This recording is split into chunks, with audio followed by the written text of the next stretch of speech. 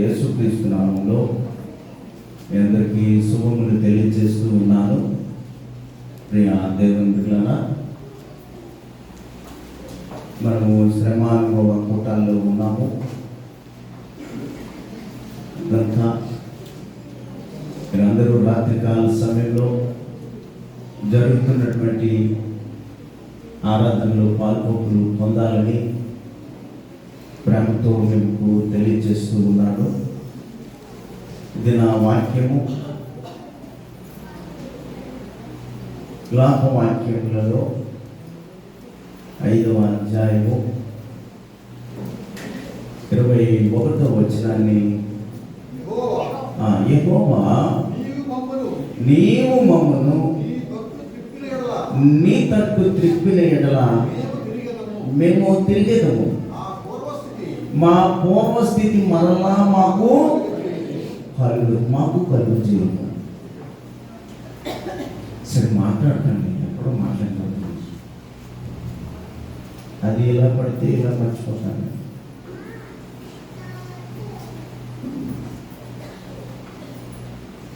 కిషోర్ గారు కూర్చోండి, రామ్జీ కూర్చోండి, చిన్న కూర్చో, నిలబడుకో.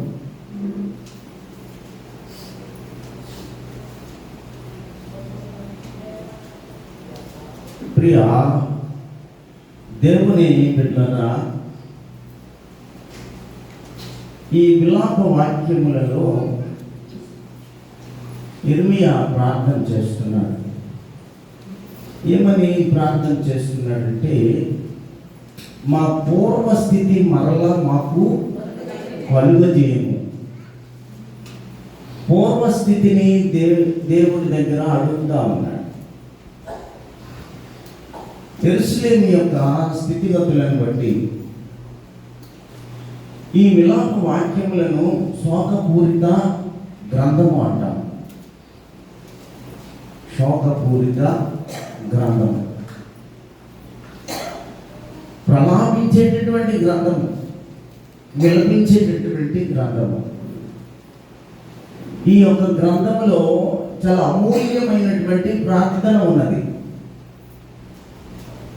చాలా శ్రేష్టమైనటువంటి ప్రార్థన ఉన్నది. పాడైపోయినటువంటి ఇశ్రాయేలీల ప్రజల కొరకును, యెరూషలేము యొక్క స్థితిగతుల కొరకును, చెరలోకి వెళ్ళిపోయినటువంటి ప్రజల కొరకును, దేవుని పిల్లలైనటువంటి వారు మీరు నా ప్రజలై ఉన్నారు, నేను మీ దేవుడినై వాగ్దానం ఇచ్చిన ప్రజలు అన్య రాజుల చేతుల్లోకి వెళ్ళిపోయినప్పుడు క్రీస్తు పూర్వము 586వ సంవత్సరంలో ఈ గ్రంథాన్ని రాయడం జరిగింది. పడిపోయినటువంటి ప్రాకారములను బట్టి, ధ్వంసమైన ఉపకరణములను, దేవాలయములను బట్టి, మార్పు లేనటువంటి ఇశ్రాయేలీల ప్రజలను బట్టి ఈయన ప్రలాపిస్తున్నాడు, విలపిస్తున్నాడు. మునుపటి వైభోగము రావాలని, పడిపోయినటువంటి స్థితిలో ఉన్న ఈ ఇశ్రాయేలీల ప్రజలకు దేవుడు నడిపించి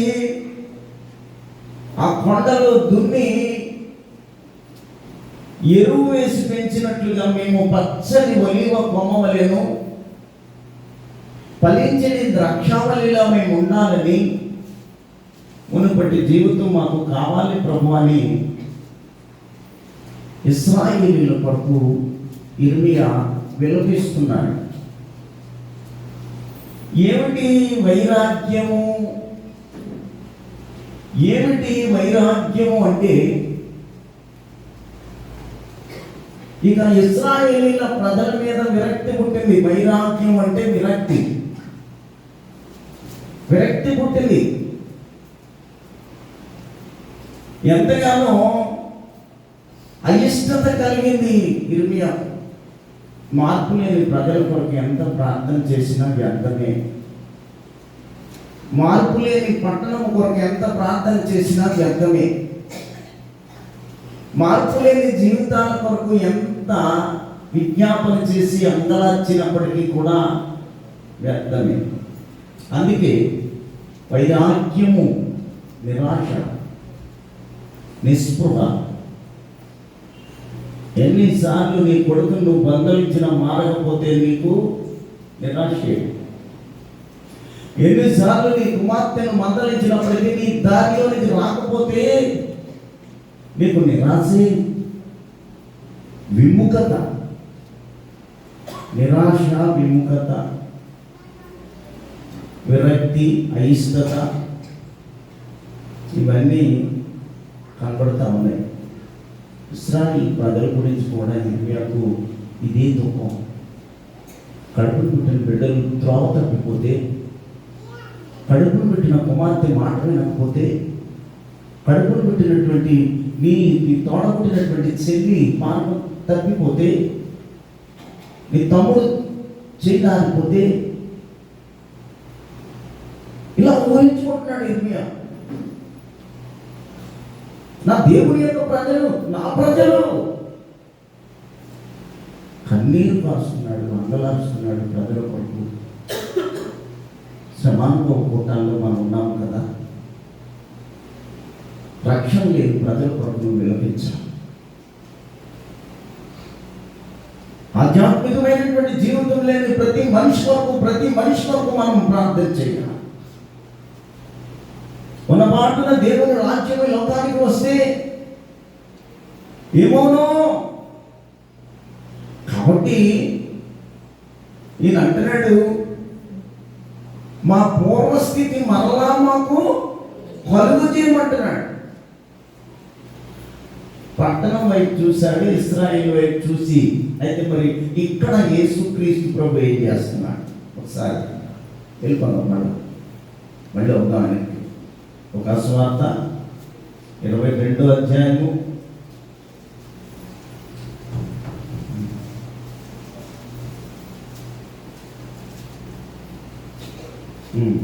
22.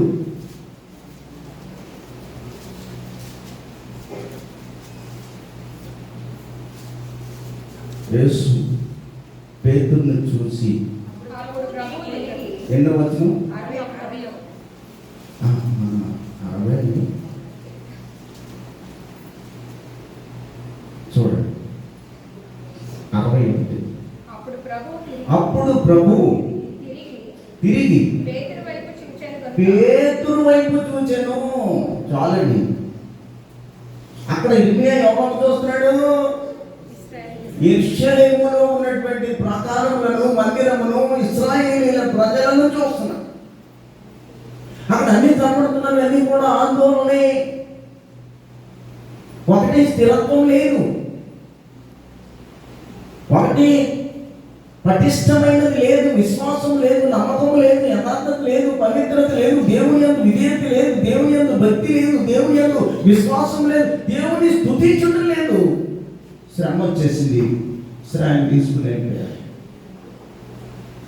బోడి పట్టణం ఉన్నది. వారు చేసిన పాపముల కొరకు వారు శిక్ష అనుభవించడానికి వెళ్ళిపోయారు. అయితే దేవుడు ఇక్కడ పేతురు గారు యేసు ప్రభువుని చూస్తున్నాడు. పడుకున్నాడు అనుకో, కూతురు అనుకో, ఇలా చూసింది అనుకోండి, మీరు దీనంగా నీ కూతురు నీ వంక చూసింది దీనంగా, అప్పుడు నువ్వేం చేస్తావు? నా కుమార్తె యొక్క అవసరం ఏంటి? నా కుమార్తె యొక్క అవసరం ఏంటి? నేను ఏదైనా పొరపాటు చేసినా నన్ను నేను దిద్దుకోవడానికి ప్రయత్నం చేస్తాను. ఎందుకు అంత దీనస్థితిగా నా బిడ్డ చూసింది? యేసుక్రీస్తు ప్రభు దీనంగా చూస్తున్నాడు పేతురంగా. అక్కడ పడిగాలు, పాపాలు, వ్యభిచారం, వారి ఇష్టానుసారమైన జీవితం కనబడుతుంది. పేతురులో కూడా కొన్ని లోపాలు కనబడుతుంది. అందుకే చూస్తున్నాను. ఒక దినం వస్తుంది, యేసుక్రీస్తు ప్రభు యొక్క రాకడ దినము. ఆ రాకడ సమయంలో నీవు యొక్క ప్రభువు తేరి చూస్తే, నీ వైపు కానీ, నీ పిల్లల వైపు కానీ, నీ భర్త వైపు, నీ భార్య వైపు, నీ కుటుంబం వైపు దేవుడు తేరి చూచినప్పుడు మనలో ఉన్న సమస్త దోషాలన్నీ బయటకు వచ్చేస్తాయి. ఇశ్రాయేలు యొక్క పరిస్థితి ఏ రీతిగా ఉంది అనే సత్యాన్ని గ్రహిస్తే చూడండి 11వ వచనం నుండి కొన్ని మాటలు మన కొరకు చదువుకుందాం. శత్రువులు శత్రువులు వచ్చి మరి అందరినీ చెప్పేశారు. స్త్రీలు భయపడిపోతున్నారు, యవనస్తులు భయపడిపోతున్నారు. అక్కడ ఇంకా మనం చూసుకుంటూ వెళ్తే యోగా పట్టణంలో కన్యకలను చెరిపేశాడంట. ఇర్మియా చూస్తుంటే కన్నీరు కారుస్తున్నాడు. ఏంటి ప్రభు నా ప్రజలకు ఈ దుస్థితి ఏంటి? స్త్రీలను చెరిపిరి, కన్యకలను చెరిపిరి, వారు ఇష్టానుసారముగా ప్రవర్తించారనే వాక్యం చేతులు కట్టి అధిపతులను ఉరితీసిరి. వారు ఏమాత్రమును పెద్దలను చూడలేదంట, అధికారులను చూడలేదు. ఈ మునుపటి పరిస్థితి ఎంత అందంగా ఉంది. ద్రాక్షావల్లి సిగురించినట్లు, ఒలివ చెట్లు ఫలాలిచ్చినట్లు మునుపటి స్థితిని చెరిపే స్థితి లేదు. శుభం లేదు, సంతోషము లేదు. ఎంత మాత్రము కూడా దేవుని యందు భయం లేకపోవడము, దేవుని యందు భక్తి లేకపోవడము, దేవుని యందు విశ్వాసము లేకపోవడం, ఈ దుస్థితి మనకు వచ్చింది. ఇలాంటి స్థితి మనలో ఉందేమో, దాన్ని మార్చుకోవడానికే శ్రమాన్ని కోరుకుంటారు. 13వ వచనం, యవ్వనులు తిరుగటి రాయి మోసిరి, వాళ్ళు కట్టెల మోపు మోయజాలక తడబడిపోయినంట. పిల్లలు చెప్పిన పని ఏం చేస్తారు? మాట లేకపోతే అక్కడ రాయింది, కాళ్ళు రాతో రాయిని కొట్టి చంపేస్తారు. ఎంత దీనస్థితి వచ్చింది! వారి పాపము వారికి నాశనాన్ని తెచ్చింది. ఈ దినమున నీవు నేను కూడా ఉన్నతమైన స్థితిలో ఉన్నామంటే వాటన్నిటినీ దేవుడు శిలువ రక్తము చేత ప్రోక్షించాడు కనుకనే సురక్షితంగా ఉన్నావు నీవైనా నేనైనా. 14వ వచనము, పెద్దలు గుమ్మముల యొక్క కూడుట మానివేసిరి, యవ్వనులు సంగీతములు మానివేసిరి. పాటలేవుగా, పాటలేవు కానీ కీర్తన రాశారు. వెళ్తే పొలంలోకి వెళ్తే పాట, ఇంటికి వస్తే పాట. చక్కగా దేవునికి సంగీతాన్ని వినిపించారు. కానీ ఇక్కడ ఏమంటున్నాడు? పెద్దలు గుమ్మముల యొద్ద కూడడం మానేశారు, యవ్వనులు సంగీతం మానేశారు, సంతోషము మా హృదయమును విడిచిపోయాను. సంతోషం లేదు. ఇంకా కష్టం వస్తేనే సంతోషం యొక్క విలువ తెలుస్తుంది. డబ్బు అయిపోతేనే డబ్బు విలువ కూడా తెలుస్తుంది. ఉన్న ఆరోగ్యం పోయాక ఆరోగ్యం విలువ తెలుస్తుంది.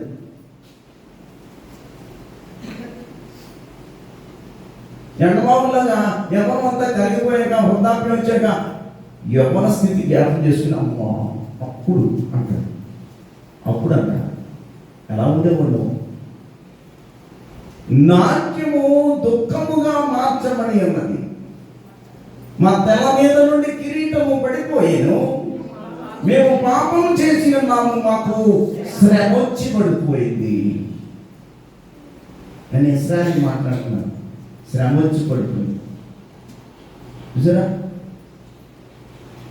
ఎంతటి విలపించడానికి గల కారణం ఏంటి అనేది నేను చెప్తున్నాను మీకు. ప్రార్థన చేయడానికి గల కారణం ఏంటంటే మనము శ్రమ వచ్చిన తర్వాత ఎక్కువెక్కుబడి ప్రార్థన చేశారు. అదే వచ్చింది ఎవరికైనా. అందుకే ఇర్మియా అంటున్నాడు, పూర్వస్థితి మాకు కలుగజేయి ప్రభువా, ఈ స్థితిని తీసేదండి. మా కిరీటాలు పడిపోయాయి, మా తలపాగలు కింద పడిపోయాయి, మేము పాపం చేసి ఉన్నాం, మాకు శ్రమ, దీనివల్ల మాకు ధైర్యం చెడిపోయింది, సియోను పర్వతం పాడైపోయినది, దీని మీద నక్కలు దాని మీద తిరుగులాడుచున్నవి, నా కన్నులు దీన్ని చూచి మంగిలిపోయింది. నక్కలు లాంటి మనుషులు తిరుగుతున్నారట. నక్క వంటి స్వభావము. ఆ హీరోదీలైనా, పిలాతైనా, శాస్త్రులైనా, పరిసయ్యులైనా వాళ్ళందరికీ ఏ స్వభావం ఉంది ఇక్కడ? నక్క వంటి స్వభావము. పరిపాలన చేస్తారు. ఈ నక్క స్వభావం కలిగి ఉన్నారని వాక్యం తెలియజేస్తాం. ఇవన్నిటిని బట్టి ఈయన అంటున్నటువంటి మాట ఏమంటున్నాడంటే 21:3 మా పూర్వపు స్థితి మరలా మాకు కలుగజేయ ప్రభువా. ఇవన్నీ పోయిన తర్వాత చివరిగా ఆయన చూసినటువంటి ఆ ఇర్మియా చూస్తున్నాడు. ఏం లేదు ఇక్కడ, ఓన్లీ బెంచీలు ఉంది. బెంచీలు ఉన్నాయనుకోండి, మనం చూస్తున్నాం అనుకోండి, ఏమవుతుంది అప్పుడు? అయ్యో మనుషులంతా ఏమైపోయారు, విశ్వాసులంతా ఏమైపోయారు అని ఇంకా 1వ అధ్యాయం 1వ వచనంలో ఏ రీతిగా ఆ పట్టణం ఉన్నదనేది తెలియజేసి ఉన్నాడు. చూడండి ఒకసారి. జనభరితమైన పట్టణము ఎట్లు ఏకాకి అయి దుఃఖాక్రాంతమైను, అది విధవరాలి వంటిదాయను, అన్యజనులలో ఘనతకెక్కినది, సంస్థానములలో రాజకుమార్తె అయినది, ఎట్లు పన్ను చెల్లించగదై పోయేనో. డబ్బు పన్ను కట్టడానికి కూడా ఆర్థికంగా ఎంతో విలువైన పట్టణం ఏకాకి ప్రాంతంగా మారింది. దాని గురించి ప్రభువా, ఏమిటి నీ పట్టణానికి ఈ దుస్థితి? ఏమిటి నీ ప్రజలకు ఈ దుస్థితి? నిన్ను నమ్మిన వారి యొక్క స్థితి ఎంతో ఉన్నతమైనగా ఉంటుందని చెప్తున్నావే, శ్రేష్టమైనదని చెప్పి ఉన్నావే. అందుకనే ఇవన్నీ కూడా మోషే ఎప్పుడో చెప్పాడు. ఎక్కడ చెప్పాడు? ద్వితీయోపదేశకాండం 28వ అధ్యాయంలో చెప్తాడు. చూడండి ఒకసారి. ఇవన్నీ ఇప్పుడు జరుగుతున్నాయి, కానీ ఒకప్పుడు పాపం ఆయన చెప్పనే చెప్పాడు. 28:60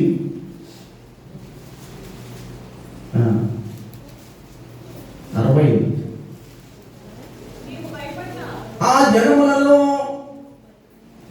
65 నీకు నెమ్మది కలుగదు, నీ అరికాలికి విశ్రాంతి కలుగదు. అక్కడ యెహోవా హృదయం కంపమును, నేత్ర క్షీణతయు, మనోవేదనయు. ఎప్పుడండి? ఎప్పుడో చెప్పాడు. ఇప్పుడు రాజుగా వచ్చింది ఈ దగ్గరికి వచ్చేసరికి. అప్పుడు చెప్పిన మాట ఏమీ లేదంట. జనాల్లో నెమ్మది లేదు, జనములలో విశ్రాంతి లేదు, వారి అధికారులకు విశ్రాంతి లేదు, వారి హృదయానికి నెమ్మది లేదు, వారి నేత్రములకు నెమ్మది లేదు.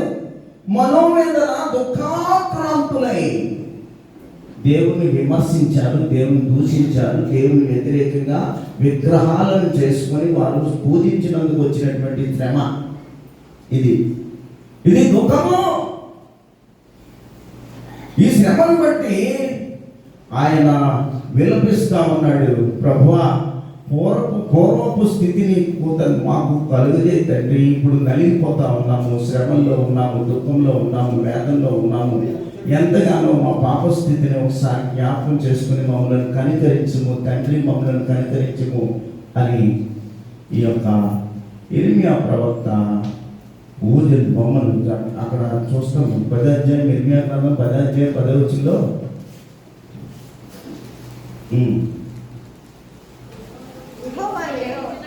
తొమ్మిది చదువు. తర్షీసు నుండి రేకులుగా సాగగొట్టబడిన వెండియు, ఉపాధి నుండి బంగారము తెత్తులు. అది పనివాని పనియే కదా.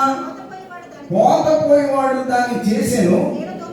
ధూమ్రవర్ణము గల వస్త్రములు వాటి కొన్నవి, అవన్నీ నేర్పులకు పనివారియే పని. విగ్రహాల యొక్క పని ఎక్కడి నుంచో తెచ్చారండి. మాట పూజిస్తున్నారు, ఇష్టానుసారమైన జీవితాన్ని గడుపుతా ఉన్నా. ఈ దాన్ని బట్టి దేవునికి కోపం వచ్చింది, దేవునికి ఉగ్రత వచ్చింది, దేవునికి రోషం వచ్చింది. వెంటనే వారు చెరకపోయారు, పట్టణాలను ధ్వంసం చేశారు. ఉపకరణములను దేవాలయంలో ఉన్న ఉపకరణములను ధ్వంసం చేశారు. ఇందును బట్టి యిర్మీయా కన్నీరు కారుస్తున్నాడు, విలాపిస్తున్నాడు, ప్రార్థన చేస్తున్నాడు. ఆ మనుషులను బట్టి వైరాగ్యం వచ్చింది, వ్యతిరేకత. ఆ పట్టణాన్ని చూసి, పడిపోయిన విధానాన్ని చూసి అలకలం అయిపోయి పెంచి అలాగే మంచి కుర్చీ అలా పెట్టేసి ఉన్నాయని కూడా మీరు ఏమనుకుంటారు? ఇదేంట్రా ఇలా చేశారు అనుకుంటాం కదా. కాబట్టి దేవుని బిడ్డ, మనము దేవుని బిడ్డలుగా ఉన్నాము. ఈ శ్రమానుభవ కూటాల్లో దేవునికి ఇష్టమైన పాత్రగా ఉండాలి.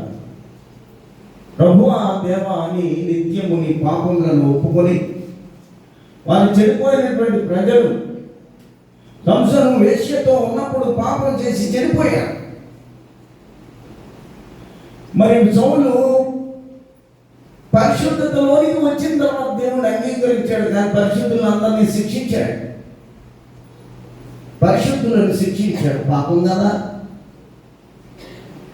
సంసోను ఇలా పాపం చేశాడు, పాపం కదా.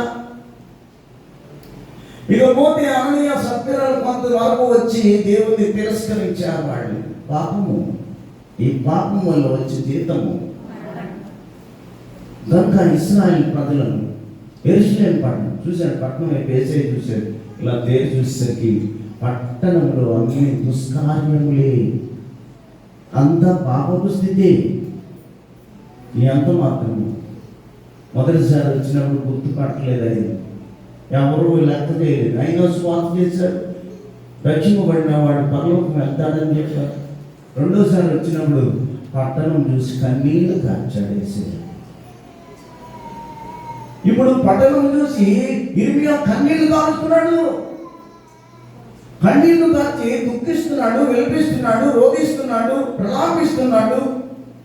శోకపూరితమైనటువంటి గీతంగా ఈ విలాప వాక్యాలను రాయడం ప్రారంభించి ఎత్తుకోవడం 586లో.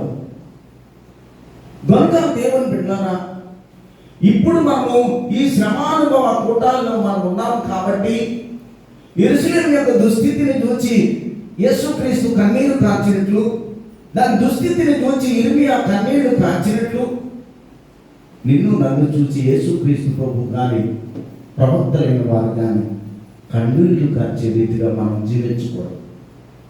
దేవునికి ఇష్టమైన పాత్రగా నువ్వు తీర్చిదిద్దబడాలి. దేవుని నిత్యము కూడా స్తుతి స్తుతి అనేటువంటి ఆ మాటను చెల్లించేవారుగా ఉండాలని తెలియజేస్తాం. ఎన్నోసార్లు ఈ పేతురు గారు కూడా యేసుక్రీస్తు ప్రభు అక్కడ యెరూషలేము చూసినట్టే చూసాడంట. ఆయన అది ముందే చెప్పాడు, ఉమ్మారు కోడి ఎన్నిసార్లు 3 సార్లు పొయ్యికి ముందే నువ్వు అబద్ధం ఆడతావు అని చెప్పాడు. మరి రెడీ అవ్వాలన్నా అక్కడ దేవగ్రంథంలో ఇలా పేతురు అబద్ధం మాట్లాడుతాడని రాసేసి ఉంటే ఈయన మాత్రం ఏం చేస్తాడండి పాపం.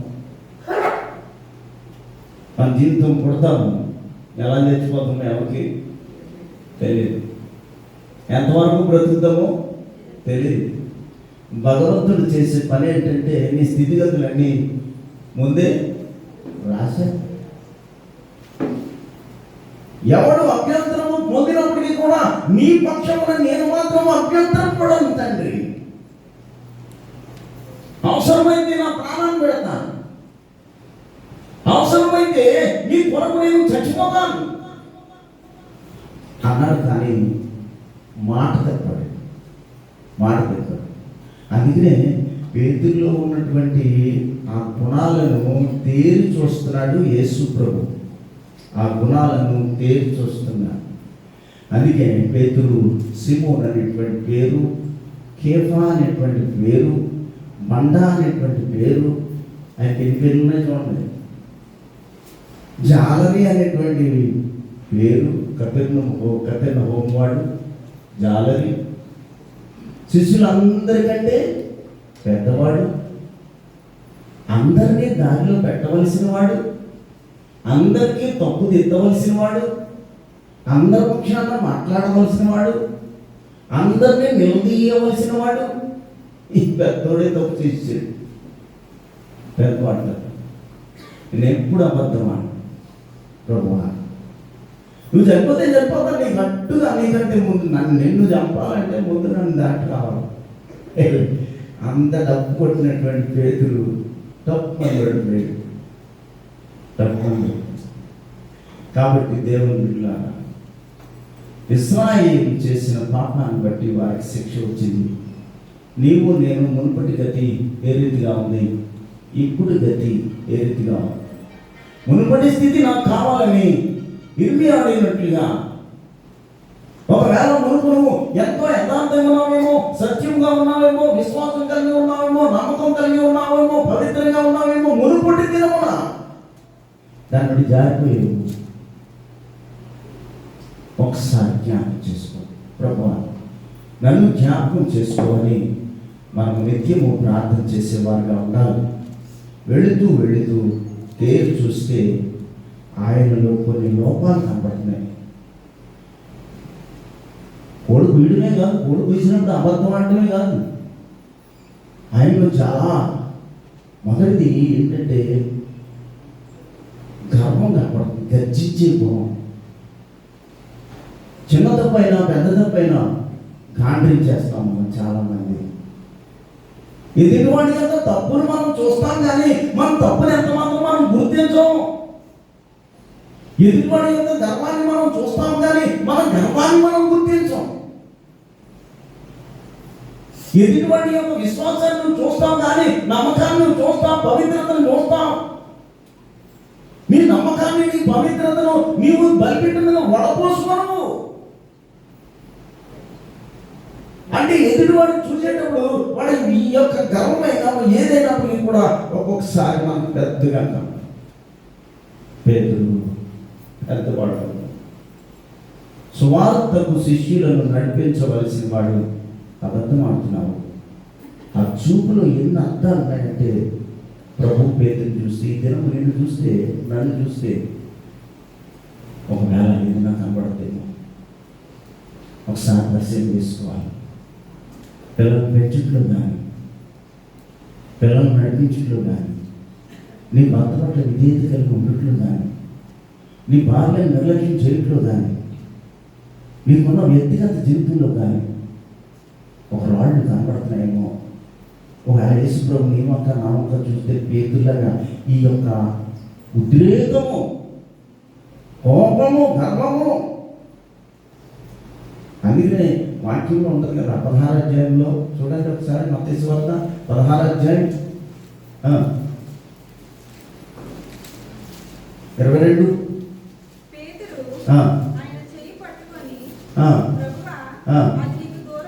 ప్రభువా అది నీకు దూరమవునుగాక, అది నీకెన్నడూ కలుగదని.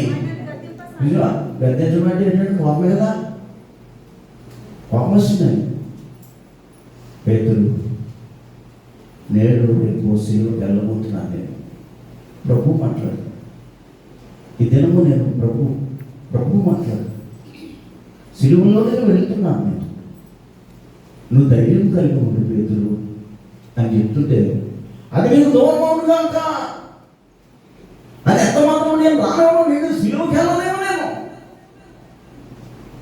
గద్దిస్తున్నాడు. యేసు ప్రభుని గద్దించేటటువంటి ఆ కోప ఉద్రేకంలోకి, కోపావేశంలోకి వెళ్ళిపోయాడు. అతని యొక్క యేసు వచ్చి ఉన్నాడు. అందుకనే 13:10 అంటాడు కదా, సామెతల గ్రంథంలో, ఎవరి గర్వం మళ్ళీ ఏం చేస్తుందంట, గర్వము వలన జగడము పుట్టును, ఆలోచన విని వానికి జ్ఞానం కలుగును. జ్ఞానం, జగడం, గర్వం వల్ల, కోపం వల్ల అని వీటన్నిటి వల్ల పేతురు యేసు ప్రభువుని గద్దిస్తున్నాడు. ప్రభువా ఇది నీకు రాదు ప్రభువా అన్నది వేరు, ఎలా అవుతుంది నేను అవుతాను కదా అన్నది వేరు ఆ చెప్పడంలో. కాబట్టి ఆమెలో ఉన్నటువంటిది గర్వం ఉన్నది, గర్జించు తత్వం ఉన్నది, గంభీరంగా చేయలేని పని ఏదైనా కొంతమంది అంటారు. ఇప్పుడు తిరగేస్తాననుకోండి, రోలు ఎత్తాలనుకో ఉంటాయి కదా రాళ్ళు, ఇలా ఎత్తాలనుకో ఎత్తేసినట్టు చూపిస్తాం మనం, లేవదీసేసినట్లు. కానీ అంత బరువైనటువంటి రాళ్ళు ఎత్తలేడు, కానీ ఎత్తేసినట్టు నటిస్తాం. పేతురు కూడా అలాగే గంభీరంగా ఉన్నాడు. ఆ రెండోది చూస్తే ఆయనలో ఉన్నది దుడుకుతాం. పుట్టినే మేకకి వెళ్ళిపోతారు చాలామంది. దెబ్బలకి కొట్టలేని చేయలేరు, ఎందుకంటే దెబ్బలంట పుట్టిన మీదకి వెళ్ళిపోతుంది. పేతురు కూడా అలాంటి దుడుకు పేతురు అన్నారు. అందుకనే గర్వంగా పేతురు, దుడుకు పేతురు. ఉద్యోగనే మాట్లాడదామంట, పడ్డానికి బలం చాలకపోయినా. యోహాను సువార్త 18:10 వచ్చింది. సీమోను పేతురు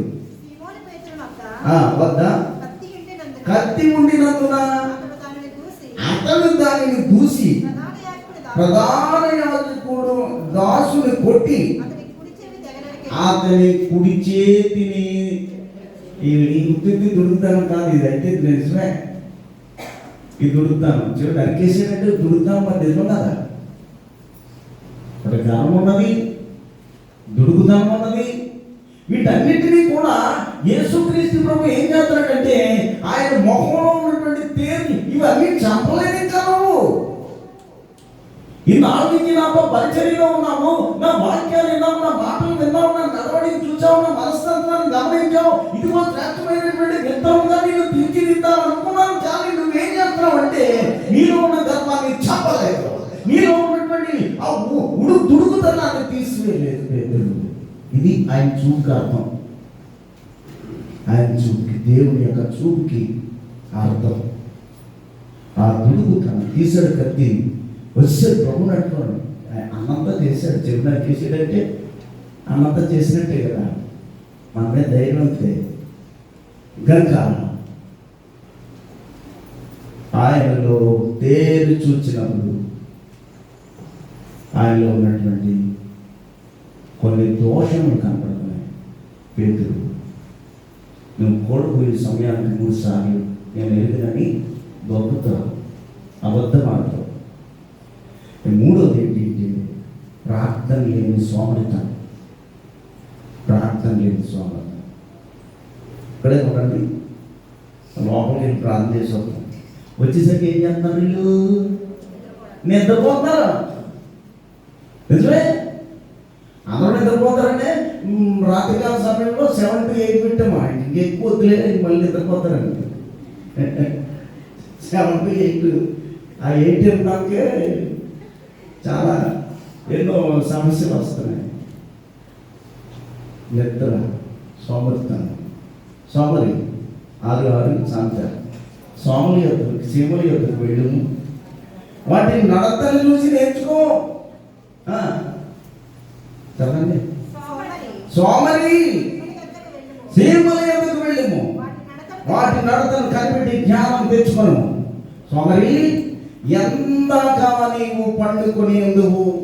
ఆ 9 ఎప్పుడు నీవు నిద్ర లేచేదవు. నిద్ర మరణానికి సాదృశ్యం. మరణానికి ఇక్కడే ఉండండి, నేను లోపలికి వెళ్తాను, గెత్సేమనే తోటలోకి వెళ్తాను. యువతలు మీరు కొంత దూరం ప్రభు ప్రార్థన చేయడానికి వచ్చి చూసేసరికి మా ఒళ్ళు గట్టిగా ప్రార్థన చేస్తున్నారా అనుకుంటూ ఉండటం యేసు.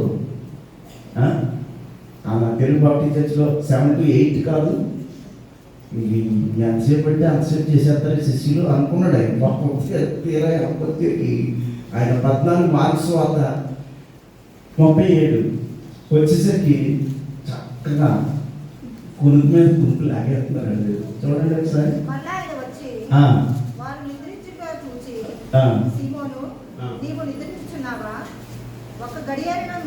ఒక్క గడి అయినా నువ్వు మేలుకొని ఉండలేవా? మీరు శోధనలో ప్రవేశించుకున్నట్లు మెలుగుగా ఉండి ప్రార్థన చేయుడి. శరీరము దాన్ని బలపరచుకోండి. ఆత్మ అనుకుంటుంది. చర్చికి వెళ్తే శుభ్రంగా వినేద్దాం, పాస్టర్ గారి నుంచి చెప్తే అంతా వినేద్దాం, వినకపోతే ఆయన ఏది చెప్పకపోతే బైబిల్ అన్నా చదివేద్దామని వస్తాం. అయితే స్వామిని నిద్ర నుంచి మేలుకో, వద్దు మేలుకో.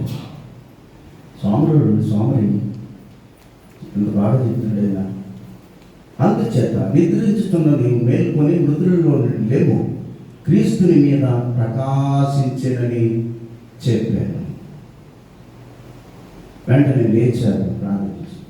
ఇక 3 ఎంత 4 అప్పుడు 4 అయితే బొంకడం. తప్పు చేసిన బొంకేస్తాం మనం, తప్పు చేసినా కానీ బొంకుతూ ఉంటాము. అందుకని ఆయన బొంకి చూడండి ఒకసారి 26:75 మొత్తం.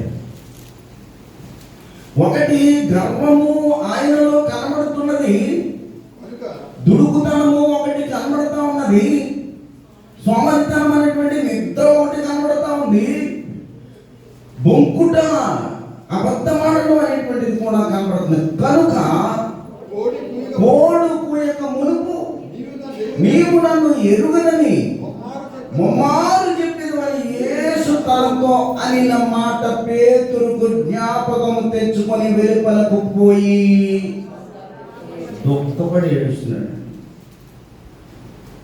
దుఃఖపడి ఏడుస్తున్నాడు.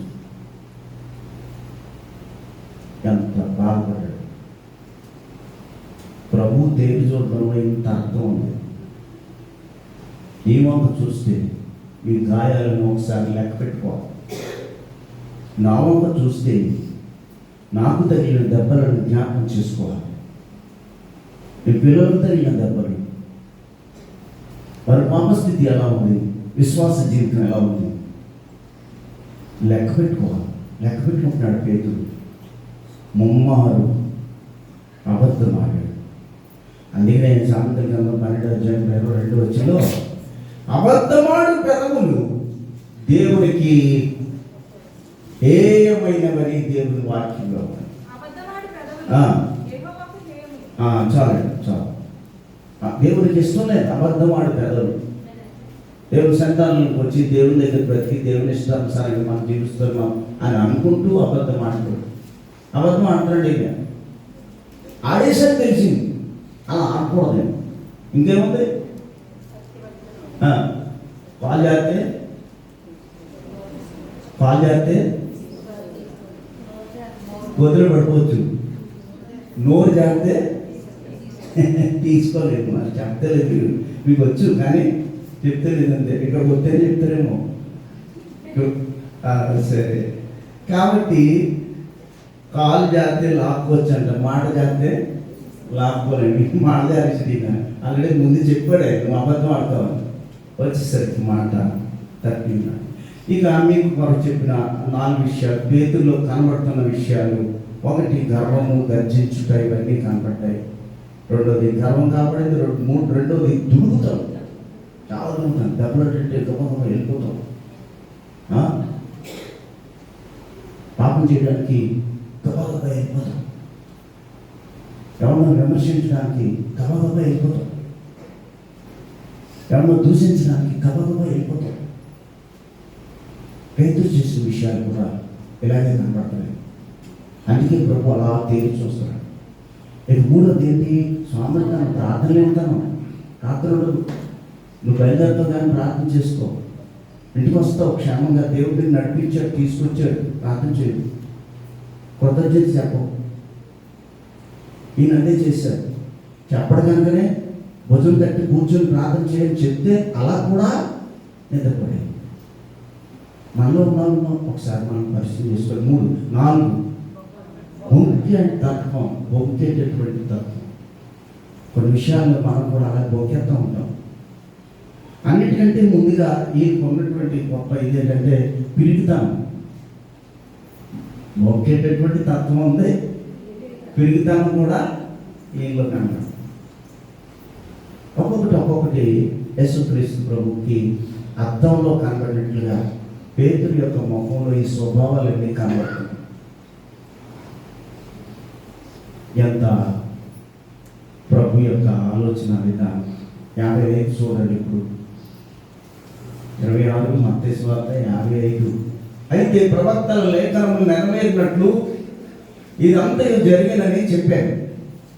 అప్పుడు శిష్యులందరూ ఆయన విడిచి పారిపోయాడు.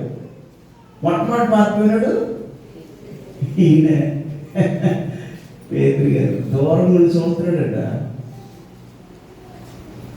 దూరం నుండి చూస్తున్నాడు. మొట్టమొదటి పారిపోయి శిష్యులందరూ పారిపోయారు, దేవుడు విడిచిపోయారు.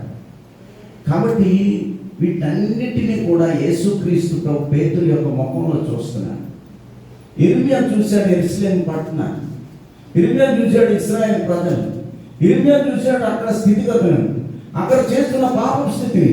ఎక్కడో దూరం నుండి వెండి బంగారం తెచ్చి సాగదీసి ఒక విగ్రహాన్ని తెచ్చి పూజిస్తున్నటువంటి పరిస్థితి ఇస్రాయేలు.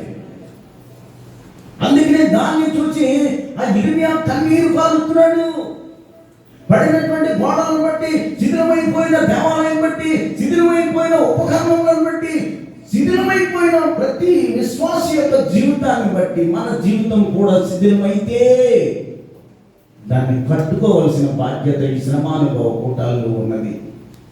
ఈ శ్రమానుభవ కూటాల్లో దేవుని స్తుతించుటకు, ఘనపరచుటకు, మహిమపరచుటకు, దేవునికి కృతజ్ఞతాస్తుతులు చెల్లించడానికి మనము సంసిద్ధులమై ఉండాలి.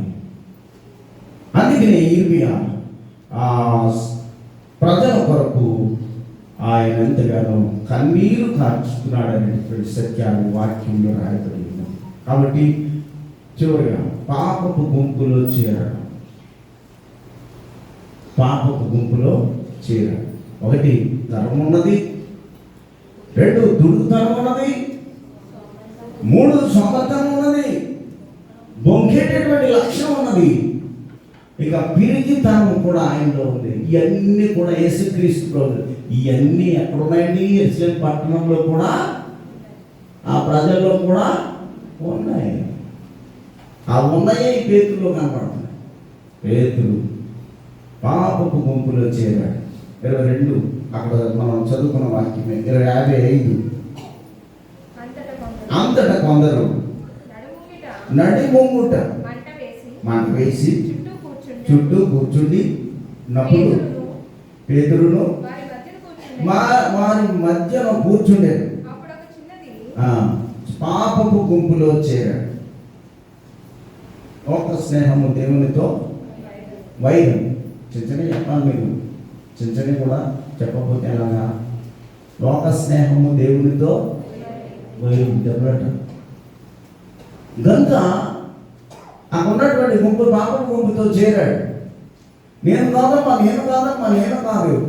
ఆ శిష్యులకు కానీ ఆ యేసుప్రభుకు కానీ నాకు సంబంధం లేదమ్మా, లేదు. ఎంత బాగా చెప్తున్నాడు. కాబట్టి ఈ 7 విషయాలు మీరు జ్ఞాపకం చేసుకోవాలి. చివరిగా పేతురు దూరంగా ఉండి చూస్తున్నాడు. పెరుగుతనం నుండి పారిపోయి దూరంగా ఉండి చూస్తున్నాడు. దూరంగా ఎలా చూస్తున్నాడు? 54లో కనబడుతుంది. వారు ఆయనను పట్టి ఈడ్చుకొని పోయి ప్రధాన యాజకుని ఇంటికి తీసుకొని పోయేది. పేతురు దూరముగా ఉండి కనిపెడతాడు. ఆయనతో ఎన్నాడు? 3.5 సంవత్సరాలు సేవ చేసి, కష్టం వస్తే యేసుప్రభుతో ఉన్నాడు, శ్రమ వస్తే యేసుప్రభుతో ఉన్నాడు. అనేక మంది బలహీనులైన వారు వచ్చి స్వస్థపరచమంటే స్వస్థపరిచి వారి పక్షాన ఉన్నాడు. ఆయన నడుస్తుంటే ఆయన నీడబడి స్వస్థత ఉన్నాడు. పేతురు గారు కూడా ఒక యేసుప్రభువే కాదు, పేతురు అలా ఆయన నీడబడితే స్వస్థత ఉందా? ఆయన అడుగు జనాల్లో నడిచి స్వస్థత ఉందా? పేతురు మాట చేత తన అంత స్వస్థత ఉంది. అంత బలవంతుడైనటువంటి, విశ్వాసంలో బలవంతుడు, నమ్మకంలో బలవంతుడు, భక్తి విశ్వాసాలు కలిగినటువంటి వ్యక్తి ప్రభువా ఎవరో నీవు నాకు తెలియదు అన్నట్టు మాట్లాడాడు. మనం ఎప్పటి వారి, మనం ఎంతో అల్పులం, మనం ఎంతో అయోగ్యులం, మనం ఎంత మాత్రం కూడా దేవుని సిలువను మోయలేని వారు. మోయగలిగి పేతురు వంటి వాడే అబద్ధం ఆడాడే, మోయగలిగి పేతురు వంటి వాడే దూరం ఉన్నాడే, మోయగలిగి పాప గుంపులో చేరాడే, సిలువ మోయగలిగి. అంతేకాదు తనను పెరుగుదనంతో దూరంగా తిరిగాడే, అబద్ధం ఆడాడే, ధర్మాన్ని ఉన్న నేను ఏదైనా చేయగలను ఉన్నటువంటి ఆ గర్వంతో, దుడిగితనంతో, అబద్ధాలలో సోమతనంతో ప్రభువుకు దూరం అయిపోయాడు. ఒక దినాన్ని చేసుకున్నాడు. గిమోనియం అనేటువంటి ఒక గుహలోకి వెళ్ళిపోయి తీసుకెళ్ళిపోయారు. సిలువేశారు. సిలువేస్తుంటే ఆయన అన్నాడు ఒక మాట, యేసు ప్రభువులు అంటాను మాత్రం ఎంత మాత్రము సిలువేరు. యేసు ప్రభు తల పైకెత్తి చేతులు చాచి సిలువేశారు. కింద కాలు మీద కాలు పెట్టి సిలువేశారు. నన్నైతే తలక్రిందులుగా సిలువేటి. ఎంత గొప్ప విశ్వాసము! ఒడిదుడుకులు అనేవి అందరి జీవితాల్లో ఉంటాయి. ఎత్తుబల్లాలు అనేవి అందరి జీవితంలో ఉంటాయి. అందరూ ఎన్నో ఉన్నప్పటికీ కూడా ఈ జీవితం దేవుడిచ్చాడు, ఈ ఆయుష్ దేవుడిచ్చాడు, ఈ కుటుంబం దేవుడిచ్చాడు, సంఘం దేవుడిచ్చాడు. ప్రవర్తనలో, క్రియలో, నడవడికలో నేను అతి జాగ్రత్తగా ఉండాలని తీర్మానం చేసుకోవాలి. గిమోనియం అనేటువంటి ప్రాంతంలోనికి పేతురుని తీసుకెళ్ళి గుహలో పెట్టేశారు. మెడలో బంతేశారు. పైనుంచి ఆహారం ఇస్తున్నారు. ఇంకన్నీ నీళ్లు లేవు, ఏమీ లేవు. గుహలో ఉన్నాడు. తీసుకొచ్చారు. ఒకరోజు ఎదురయ్యి యేసుప్రభు ఎదురయ్యి అన్నాడు, ఎక్కడ పేతురు వెళ్ళిపోతున్నావు? తప్పించుకున్నాడట. తప్పించుకుంటే ఎక్కడికి వెళ్తుంటే పేతురు యేసుప్రభు ఎదురయ్యి ఎక్కడికి వెళ్తున్నాను? యెరూషలేము వెళ్ళిపోతున్నాను ప్రభు నేను అన్నాను. యెరూషలేము వెళ్ళి మళ్ళీ నన్ను సిలువేస్తావా? వద్దు ప్రభు, అంత మాట నన్ను అనవద్దు. మళ్ళీ గుహలోకి వెళ్ళి తీసుకెళ్ళి సిలువేయడానికి తీసుకొచ్చారు. అప్పుడు అన్నాడు, యేసు ప్రభుని తల పైకెత్తి చేతులు చాచి కాళ్ళ మీద కాలెట్టి మేకులు వేశారు, ముళ్ళ కిరీటం వేశారు. నన్నైతే కాళ్ళు పైకెట్టి తల కిందకెట్టి నన్ను సిలువేయండి దేవుని కొరకు సమర్పించుకున్నాను. ఎంత భక్తి, ఎంత విశ్వాసం, ఎంత నమ్మకం! తనకున్నటువంటి ఆ ముళ్ళన్నీ తీసివేసి ఇర్మియా యెరూషలేము కొరకు, యెరూషలేము ప్రజల కొరకు ఏడ్చినట్లుగా పేతురు ముఖాన్ని యేసు ప్రభు చూసినప్పుడు పేతురులో మారు మనసు వచ్చింది, పశ్చాత్తాపం వచ్చింది. వెంటనే నీలో తల భార్య తల దగ్గర వచ్చి ఏడుతుందంట. ఇప్పుడు తల ఎక్కడ ఉంది? కాళ్ళు ఎక్కడ ఉన్నాయి? పైన ఉన్నాయి. తల కింద ఉంది. తల దగ్గర ఏమయ్యా ఎందుకు వచ్చింది గొడవ అంతా నీకు? భార్య అంటుంది. యోగు నమ్మలేదా భార్య? దేవుడు లేదని ఒకసారి ఒప్పుకో. నీకు అన్ని సుఖాలే, అన్ని సంతోషాలే. నాకు దేవుడు తప్ప మరొకడు లేదు అని యోగు అన్నట్లుగానే పేతురు తల దగ్గరికి వచ్చి తల కింద ఉంది భూమి మీద. అక్కడ వంగి అంటున్నాడ, ఏమయ్యా నన్ను కాదు నువ్వు చూడవలసింది, సిలువలో ఉన్న నన్ను కాదు చూడవలసింది, సిలువలో ఉన్న యేసుక్రీస్తుని చూడు. యేసుక్రీస్తు ప్రభు తన సమస్త సర్వమైనటువంటి రక్తాన్ని నీ కొరకు నా కొరకు ఇళ్ళ మీద కాచి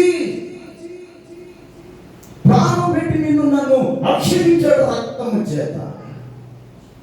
ఇటువంటి బ్రతుకు శ్రేష్టమైనది, ఎంతో ఈ బ్రతుకు ఎంతో విలువైనది, ఎంతో విశిష్టమైనది. కనుక ఈ సిలువలో నన్ను చూడ, క్రీస్తుని చూడని భార్యను మందలించి ఆయన చనిపోయాడు. మనం కూడా అటువంటి జీవితాన్ని కలిగి మనలో ఎన్ని లోపాలున్నా, ఎన్ని దోషాలున్నా, ఇర్మియా యెరూషలేము కొరకు ఏడ్చినట్లుగా మనము కూడా మన పాపముల కొరకు మనం ప్రాయశ్చిత్తం చెల్లించి యేసు ప్రభు శిలువలో చనిపోయాడని గమనించి నీ మాటను, నీ పాటను, నీ నడవడికను, నీ ప్రవర్తనను మార్చుకుని ఈ శ్రమానుభవ కూటాల్లో సంపూర్ణ స్థితితో యేసుక్రీస్తు ప్రభువునకు భయం కలిగి, భక్తి కలిగి, విశ్వాసంతో ముందుకు సాగవలసిన వారమై ఉన్నాను. అట్టి కృప పరిశుద్ధాత్మ దేవుడు మీకు అందరికీ అనుగ్రహించుకుంటారు. ఆమేన్. ఆమేన్.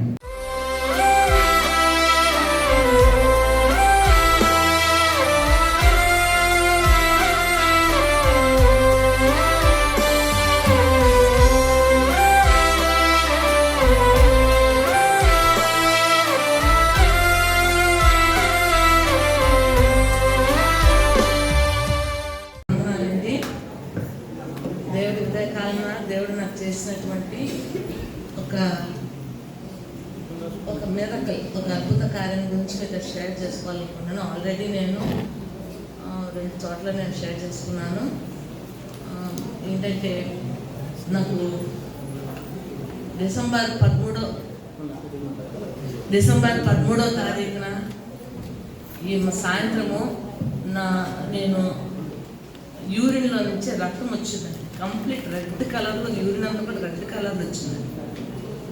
సర్లే అంటే అంటే ఏమన్నా తక్కువ అంటే మామూలుగా కలర్ చేంజ్ అవుతుందని చూస్తే ఆ రాత్రి అంతా కూడా అలాగే అయింది.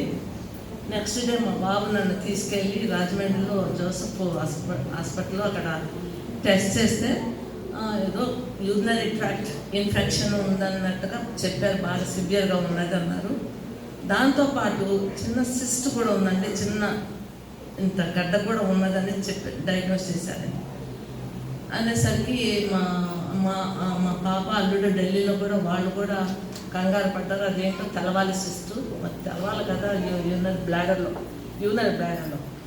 సో అందుకోసమని ఏం చేశారు, కొద్దిగా మేము హైదరాబాద్కు వందే భారత్కి బుక్ చేసుకున్నాము. ఆ ముందు రోజున స్కాన్ తీయాలనేసి అనేసరికి పోయి స్కాన్ తీసాం. అక్కడే తెలిసింది సిస్టమ్ ఉన్నట్టుగా.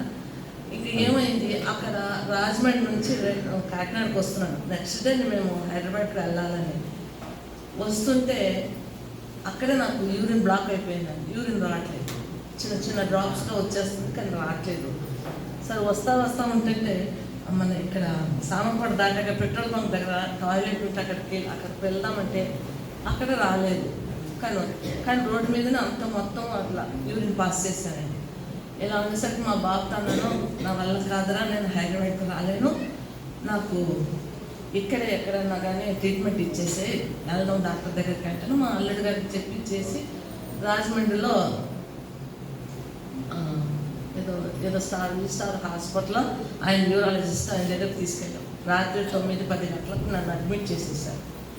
చేస్తే ఆ రాత్రికి ఆయన వెంటనే ఇమీడియట్గా నా కష్టాన్ని చూసి నెక్స్ట్ డేనే 100 బాత్లో 4,000-5,000 పెట్టి రిజర్వేషన్ చేసుకున్నాము. అదంతా కూడా క్యాన్సిల్ చేయించాను, ఫెయిల్ అయిపోయింది మొత్తము.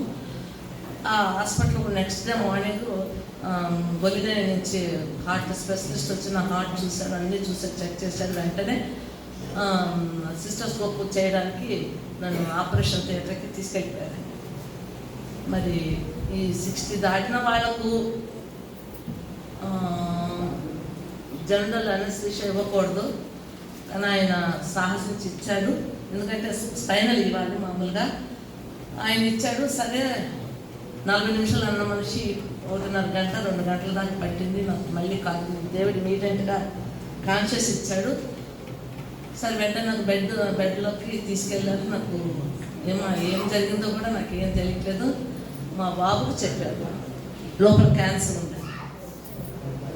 లోపల క్యాన్సర్ ఉంది, అంతేకాదు బ్లాడర్ అంతా కూడా స్పాయిల్ అయిపోయింది, బాగలేదు, మొత్తం బ్లాడర్ అంతా కూడా తీసేసి దేవుడు ఇచ్చినటువంటి యూరినరీ బ్లాడర్ సిస్టమ్ అంతా కూడా తీసిపడేసి పెద్ద ప్రేమలో నుంచి కొంత భాగం కట్ చేసి దాన్ని ఆర్టిఫిషియల్ బ్లాడర్గా చేసి, అంటే నేను లైఫ్ లాంగ్ బ్యాగ్ పెట్టుకునేలా బయట అలా చేసి, అలా అయితేనే మీ అమ్మగారికి 3 సంవత్సరాలు కూడా ఆయుష్ లేదు, 3 ఇయర్స్లో చనిపోతుంది మీ అమ్మగారు అనేసి నాకు చెప్పారండి. వాడు నాకు చెప్పలేదు, వాడు బాధపడుతున్నాడు. యుద్ధంలో వచ్చావు, నేను ఒక్కడికి వెళ్ళిపోతాను ఇంటికి అనేసి వాడు బాధపడ్డాడు.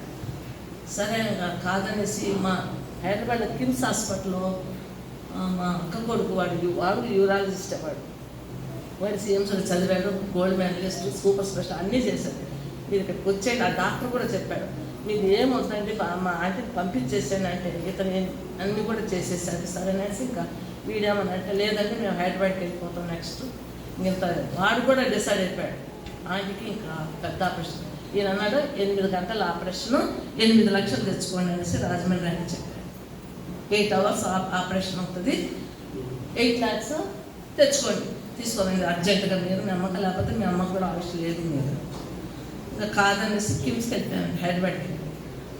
వెళ్తా వాడు అన్నాడు, మీరు అక్కడ చేసినటువంటి స్లైడ్స్ అన్నీ కూడా మీరు తెస్తేనే కానీ నేను ఏమీ చేయలేనని అక్కడ హైదరాబాద్ కిమ్స్ హాస్పిటల్ డాక్టర్స్ వాళ్ళు కూడా అన్నారు, మీరు ఇవన్నీ స్లైడ్స్ అన్నీ కావాలి, లేకపోతే మేమేం చేయలేము. సరే ఇక్కడ ఉన్నటువంటి రాజమండ్రి ఇచ్చినటువంటి వాళ్ళంతా కూడా తీసుకొచ్చి వాళ్ళ పెథాలజిస్ట్ దగ్గరికి కిమ్స్ హాస్పిటల్ వాళ్ళ టెస్ట్కి ఒక వారం దాకా నన్ను అట్లా పెండింగ్ పెట్టారు. పెట్టేసి వాళ్ళ స్లైడ్స్ అన్నీ తీసుకొచ్చి చూశాడు. చూస్తే వాళ్ళంతా కూడా పరిశీలించారు డాక్టర్స్ వాళ్ళంతా. చూసి క్యాన్సర్ అనేది కనపట్లేదు లోపల, క్యాన్సర్ సెల్లే లేదా, క్యాన్సర్ మరి దేవుడు ఇక్కడి నుంచి అక్కడికి వెళ్ళే లోపల మరి ఏంటో తెలియదు, నా జీవితంలో ఒక అద్భుత కార్యం చేశాడు. క్యాన్సర్ వాడికి డౌట్ వచ్చి వాడికి అక్కడ ఉన్న డాక్టర్స్కి డౌట్ వచ్చి మళ్ళీ ఇతను చేసినవన్నీ సిస్టమ్ అన్నీ చేశాడు. మళ్ళీ మొత్తం ఆపరేషన్ మొత్తం అప్పుడు స్పైనల్ ఇచ్చారు నాకు. మళ్ళీ స్పైనల్ ఇచ్చి మళ్ళీ ఈయన ఎలా చేశాడో అలాగ అన్నీ చేశాడు. మళ్ళీ బయాప్సీ తీశాడు, అన్నీ చేసేసి మళ్ళీ 1 వీక్ మళ్ళీ అక్కడ టెస్ట్ చేస్తే అతను ఎన్నిసార్లు అసలు క్యాన్సర్ సెల్లే కనపట్లేదండి. ఈ అమ్మాయి వీడికి ట్రీట్మెంట్ కూడా అక్కర్లేదు, మందులు కూడా వాడక్కర్లేదు, చక్కగా ఇంటికి పంపించేసాడు అన్న. ఆ విధంగా నాకు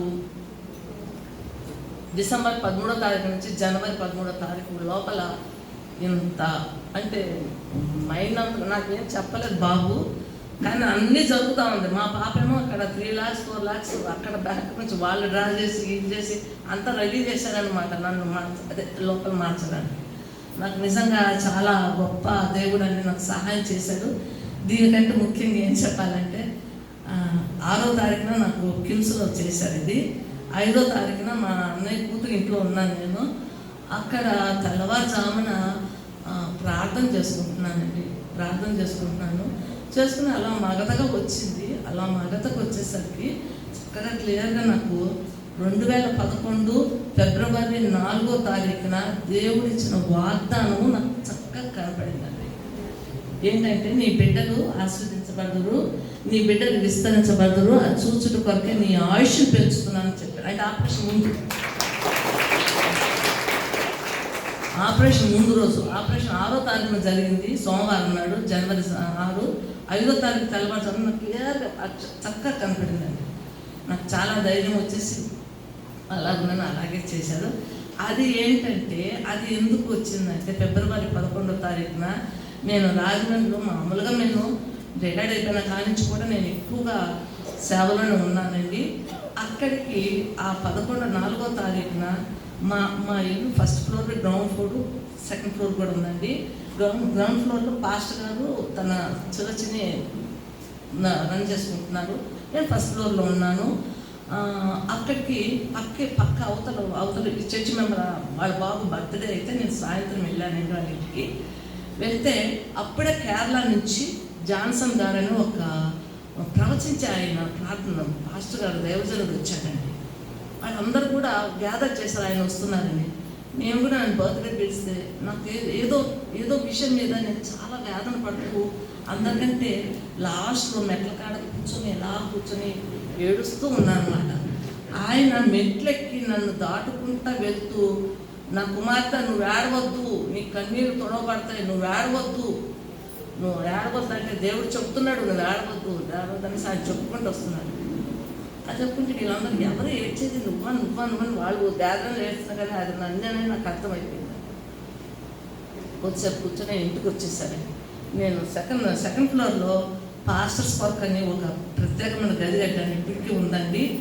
అది చాలా అటాచ్డ్ బాత్రూము, ఏసీ, 2 బెడ్లు, అంత సింక్ చక్కగా నీట్గా చేశానండి పాస్టర్లకి ఉండడానికి. చాలామంది వచ్చారు, ఎడ్వర్డ్ విలియమ్స్ మొత్తం చాలామంది, ఒక 34 మంది పాస్టర్స్ వచ్చి ఉన్నారు కూడా ఆ ఇంట్లో.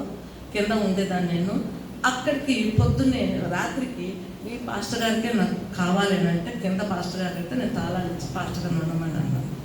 నెక్స్ట్ డే మార్నింగ్ ఆ బాబుకి నేను ఏం కొనలేదు బర్త్డే కానీ షర్ట్ కొని తీసుకొచ్చానండి. తీసుకొచ్చేసరికి గేడు తీసేసరికి పాస్టర్ గారు చూసారంటే టీచర్ గారు రండి అన్నారు నన్ను. నేను వెళ్ళాను. ఈయన లోపల ఉన్నాడు, జాన్సన్ గారు లోపల ఉన్నారు. ఆయన నన్ను చూడగానే నిలబడిపోయి నువ్వు ఇది చేస్తున్నావు కదమ్మా, నువ్వు కుష్ఠవ్యాధులకి చేస్తున్నావు కదా, యూత్ని నడుపుతున్నావు కదా, నువ్వు ఈ కార్యాలు చేస్తున్నావు కదా, కాదు అన్నీ నేను చేసే ప్రతి అని చెప్తున్నాడండి. అప్పుడు పాస్టర్ ఈయనకైతే తెలుసండి, మీరు చేసిన మాకు తెలుసు కానీ ఈయనకేమో తెలుసు. ఆయన అలా చెప్పి కూర్చున్నాడండి. అది కూర్చోక ముందు ఏమన్నాడంటే, మీ బిడ్డలు ఆశీర్వదించబడతారు, దీవించబడతారు. అది చూసిన కొరకే నీ ఆయుష్ను దేవుడు పెంచుతున్నాడు అన్న మాట ఈ రోజు నాకు 5వ తారీఖున ఆ మాటలు చక్కగా క్లియర్గా కనపడినాయండి. దేవుడు ఈ విధంగా నాకు చాలా గొప్ప ఆశ్చర్యకరంగా కార్యం చేస్తాను. ఇంకో చిన్న విషయం చెప్పి ఇదంతా అయిపోయినాక ఫిబ్రవరి 22వ తారీఖున నేను వంటగదిలో సీరియస్గా వంట చేస్తున్నానండి. మా వాడేమో మా మనవాడిని ఎత్తుకొని ఫ్రంట్ రూమ్లో ఉన్నాడు, నేను ఇంటి కూర్చున్నాను. కూర్చొని సీరియస్గా చేస్తున్నాను. మా బాబు వచ్చి క్లియర్గా అమ్మ మత్తయి సువార్త 4:24 మత్తయి సువార్త 4:24 4:24 అంటున్నాడు. ఏంటా 4:24 అంటున్నా? పాస్టర్ గారు వచ్చి అమ్మ 4:24 చెప్పాడు. 4:24 అమ్మ అన్నాడు. తర్వాత వాడు వంటగదిలోకి వచ్చాడు. ఏంటన్నా మత్తయి సువార్త 4:24? నేనేమన్నానమ్మా, నాకేం తెలియదు, నేను అసలు ఇంతవరకు మాట అనలేదు. 4:24 ఏంటమ్మా అన్నాడు. చూసాక అక్కడ చదవండి ఒకసారి.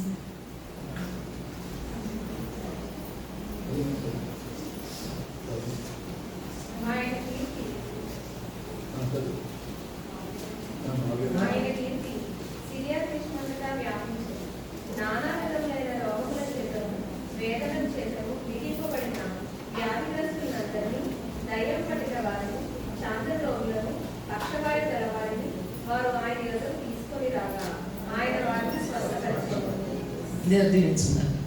ఇదే కార్యాన్ని మేము మాకు తెలియదు, ప్రస్తుతం అదే చేస్తున్నామండి. రాజమండ్రిలో ఒక హాస్పిటల్ ఉందండి, డాక్టర్ జోసెఫ్ గారని. ఆయన చాలా దీనమైన వాడు. ఆయనకే డాక్టర్లు చెప్పారు నీకు 5 సంవత్సరాల కంటే బతకవు. ఆయనకేదో డిసీజ్ ఉంది.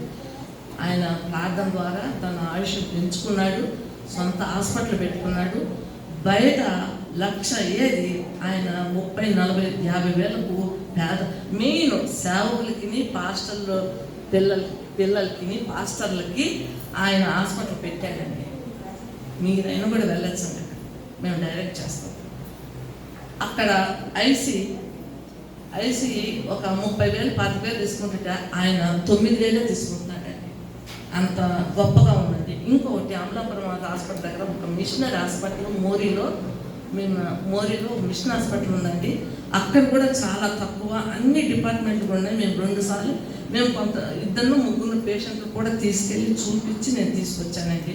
జోసెఫ్ గారి దగ్గర కూడా తీసుకెళ్ళి చూపించి తీసుకొచ్చానండి. సో ప్రస్తుతం మళ్ళీ రేపు 28వ తారీఖున మాంసం కొట్టు బాబు యాక్సిడెంట్ అయింది. ఆ బాబుని కూడా దెబ్బతిన్నారు. ఆ బాబుని ఇంకా 2-3 తీసుకెళ్తున్నాం. ఆ వాక్యం ప్రకారంగా ప్రస్తుతం మేము చేసేది దేవాది దేవుడు చెప్పిన ప్రకారంగా ఈ కార్యమే. దేవుడు మాకు బొలెరో ఇచ్చాడు కనుక ఆ కార్ని చక్కగా పేదవారికి, పేషెంట్లకు కొరకు వాడుతున్నామండి. నిజంగా నాకు చాలా సంతోషం ఇచ్చింది ఆ వాక్యం ఇచ్చిన. ఆ వాక్య భావన బట్టి నేను ఇంతవరకు నేను చెప్తున్నాను. రేపు వచ్చే నెల 6వ తారీఖున ఒకసారి టెస్ట్ కోసం రావాలి అంటే మామూలుగా జస్ట్ జనరల్ చెకప్ అన్నారు. నా కొరకు ప్రార్థన చేయండి. రేపు ఏప్రిల్ 6న నాకు మళ్ళీ కిమ్స్ హాస్పిటల్లో ఇంకొకసారి చెకప్, అంటే మామూలుగా. కానీ ఇప్పటి వరకు నాకు దేవుడు ఏ రోగం లేకుండా సంపూర్ణమైన ఆరోగ్యం ఇచ్చినందుకు నా దేవాది దేవుని మీ అందరి ఎదుట నేను స్తుతించుకుంటూ ముగిస్తున్నాను. Thank you very much.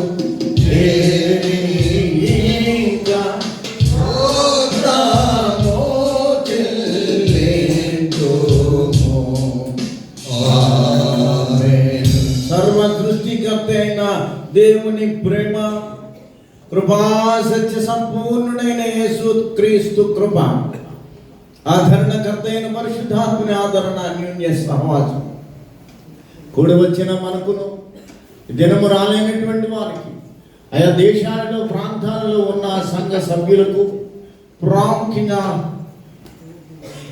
దేవుని పరిశుద్ధమైన స్థలంలోనికి తోడుకొని వచ్చిన ప్రవీణ్కును, ఆ సంఘినికి, తన కుమారునికి దేవుడు సదా తోడయండి. దీవించి ఆశీర్వదించును గాక. ఆమేన్. ఆమేన్. ఆశీర్వాదముల్ మాని వర్షింపచేయుమి